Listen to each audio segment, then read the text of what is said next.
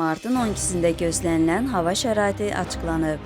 Milli Hidrometeorologiya Xidmətindən Qafqaz İnfoya verilən məlumata əsasən, Bakıda və Abşeron yarımadasında hava şəraitinin dəyişkən buludlu olacağı, arabir tutulacağı, əsasən yağmursuz keçəcəyi gözlənilir. Bəzi yerlərdə arabir duman olacaq, mülayim cənub-şərq küləyi əsəcək. Havanın temperaturu gecə 3-7 dərəcə isti, gündüz 12-17 dərəcə isti olacaq. Atmosfer təzyiqi normadan yüksək 765 mm civə sütunu təşkil edəcək. Nisbi rütubət gecə 70-80%, gündüz 60-65% proqnozlaşdırılır. Azərbaycanın rayonlarında havanın əsasən yağmursuz keçəcəyi, bəzi yerlərdə arabir duman olacağı gözlənilir. Mülayim şərq küləyi əsəcək.